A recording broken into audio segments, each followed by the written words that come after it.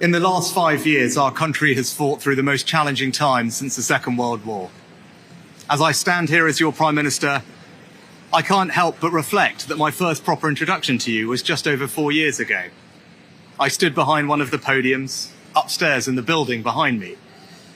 I told you that we faced a generation-defining moment and that we as a society would not be judged by some government action, but by the small acts of kindness that we showed one another.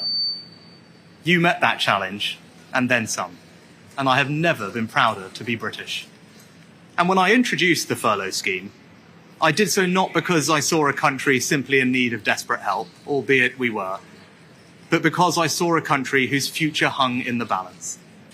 I could be bold and trust in the tens of millions of you at home that you would rise to the moment, or I could accept the inevitable millions of job losses and pick up the pieces. In truth, it was no choice at all. I have never and will never leave the people of this country to face the darkest of days alone. And you know that because you've seen it. As I did then, I will forever do everything in my power to provide you with the strongest possible protection I can. That is my promise to you. Because for so many of us, it's easy to forget the scale of what we've been through. We were hit by a pandemic that upended normal life. Who would have thought that the government would ever tell us how many times a day we could leave our homes? Then, just as we were recovering from COVID, war returned to Europe, with Putin's invasion of Ukraine sending your energy bills spiraling. I came to office, above all, to restore economic stability. Economic stability is the bedrock of any future success, whether that is rising wages and good jobs, investment in our public services, or the defence of the country. And because of our collective sacrifice and your hard work, we have reached 2 major milestones in delivering that stability, showing that when we work together, anything is possible. Our economy is now growing faster than anyone predicted, outpacing Germany, France, and the United States. And this morning it was confirmed that inflation is back to normal. This means that the pressure on prices will ease and mortgage rates will come down. This is proof that the plan and priorities I set out are working. I recognise that it has not always been easy. Some of you will only just be starting to feel the benefits, and for some, it might still be hard when you look at your bank balance. But this hard-earned economic stability was only ever meant to be the beginning. The question now is how, and who do you trust to turn that foundation into a secure future for you, your family, and our country?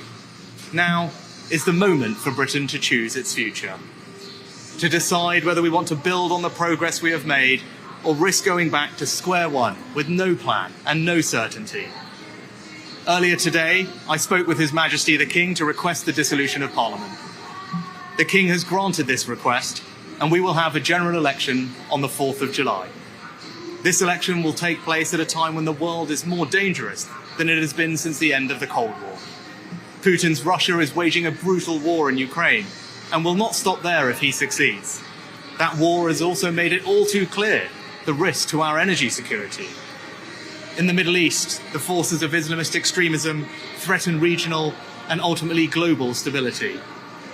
These tensions are exploited by extremists who seek to undermine our values and divide our society here at home. China is looking to dominate the 21st century by stealing a lead in technology. And migration is being weaponized by hostile states to threaten the integrity of our borders. These uncertain times call for a clear plan and bold action to chart a course to a secure future. You must choose in this election who has that plan, who is prepared to take the bold action necessary to secure a better future for our country and our children. Now, I cannot and will not claim that we have got everything right. No government should. But I am proud of what we have achieved together, the bold actions we have taken, and I'm confident about what we can do in the future.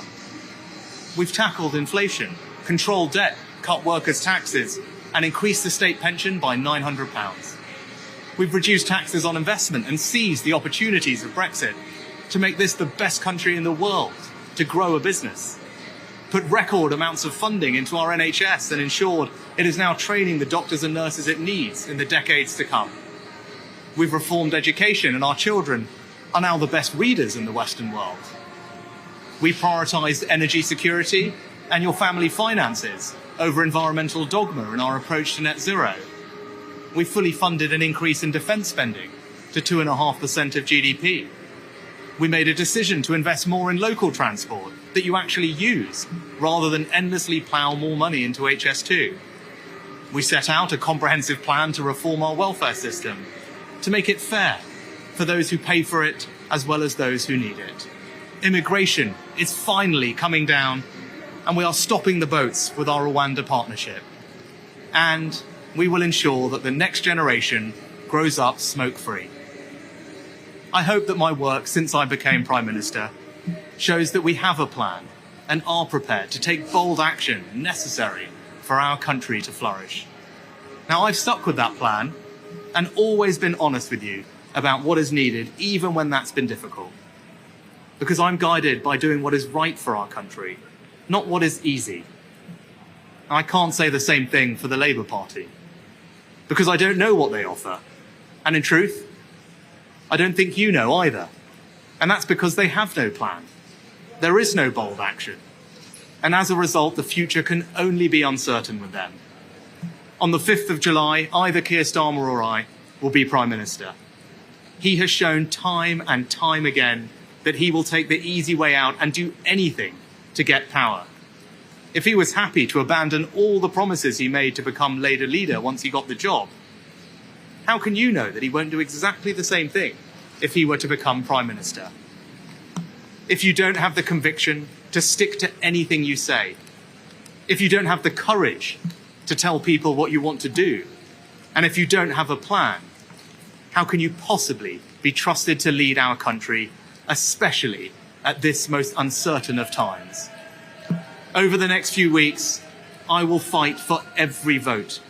I will earn your trust, and I will prove to you that only a Conservative government led by me will not put our hard-earned economic stability at risk, can restore pride and confidence in our country, and with a clear plan and bold action, will deliver a secure future for you, your family, and our United Kingdom.